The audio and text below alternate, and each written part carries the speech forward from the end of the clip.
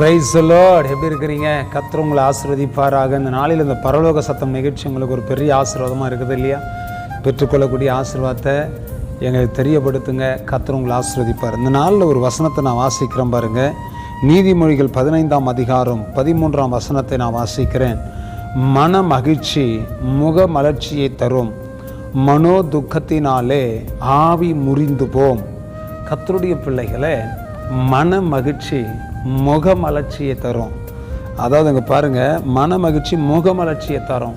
உங்கள் மனசில் ஒரு மகிழ்ச்சி, ஒரு சந்தோஷம், ஒரு ஆவிக்குரிய களிகூறுதல் இருந்தால் உங்கள் முகம் அப்படியே கலையாக இருக்குங்க, கலையாக இருக்கும்.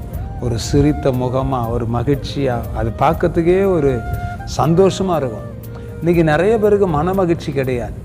மனசில் மகிழ்ச்சி இல்லைன்னா முகத்தில் மகிழ்ச்சி வராது. இங்கே பாரு, வசனம் சொல்லுது பாருங்க.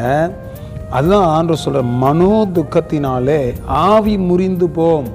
உங்கள் மனசில் துக்கம் இருந்தால் உங்களுக்குள் இருக்கிற ஆவியானவர் முறிந்து போவார். அந்த ஆவி முறிந்து போகும். ஒரு மாதிரி ஃபீலிங்காக, அப்படியே ஒரு மாதிரி துக்கமாக, ஆவியானவரே ஒரு மாதிரி சோர்ந்து போயிடுவார். உங்களுக்குள்ளே இருக்கிற ஆவி ஒரு மாதிரி சோர்ந்துடும். அப்போ நல்லா அதுதான் நான் வசனம் சொல்லுது, நீங்கள் உங்கள் வாழ்க்கையில் துக்கத்தை வச்சுக்கூடாது. மனோ துக்கம் வந்துச்சுன்னா, மனசில் ஒரு துக்கம் வந்துச்சுன்னா உங்கள் ஆவி வந்துட்டு சோர்வாயிடும், அப்படியே ஒரு மாதிரி ஆகிடும். துக்கம் ரொம்ப மனுஷனை சாகடிச்சிடும். இதயத்தின் கவலை அதை ஒடுக்கும்னு பைபிள் சொல்லுது. நம்ம கவலை வச்சுக்கூடாது. எப்போவுமே சந்தோஷமாக இருக்கணும், மகிழ்ச்சியாக இருக்கணும், ஹாப்பியாக இருக்கணும், ஜாலியாக என்ஜாய் பண்ணணும். கர்த்தருக்குள்ளே எப்போவுமே மகிழ்ச்சியாக இருக்கணும். அதுக்கு தான் பவுல் சொல்கிறார், கர்த்தருக்குள்ளே எப்பொழுதும் சந்தோஷமாக இருங்கள், சந்தோஷமாக இருங்கள் என்று நான் உங்களை வேண்டிக் கொள்ளுகிறேன். இந்த காரியத்தை அவர் எழுதும்போது எங்கே எழுதுகிறாரு? சிறைச்சாலையில் கையில் விலங்கு போட்ட நிலைமையில் அவர் எழுதுகிறாரு. ஏன் எழுதுகிறாரு அப்படின்னா, அவர் கர்த்தருக்குள்ளே அந்த சூழ்நிலை கூட சந்தோஷமாக இருந்தார்.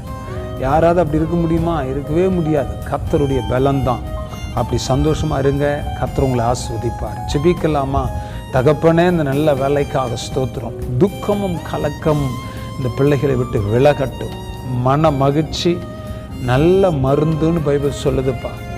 ஆமாண்டவர், ரகாலாமா நான் துடாந்தாலாமா சாந்தாலாமா. மன மகிழ்ச்சி இந்த பிள்ளைகளுக்கு தாரும். துக்கத்தின் கிரியைகள் வெளியேறட்டும். சமாதானத்தினால் இடைக்கட்டும். உடைய பிள்ளைகளை ஆசீர்வதித்து பலப்படுத்தும். உங்கள் நாம் மையப்படட்டும். ஆசீர்வதிக்க பொறுப்பிடும். இயேசுவின் நாமத்தினால ஜெபிக்கிறோம் நல்ல பிதாவே. ஆமென், ஆமென், ஆமென். God bless you. கர்த்தர் உங்களை ஆசீர்வதிப்பார். ஆமென்.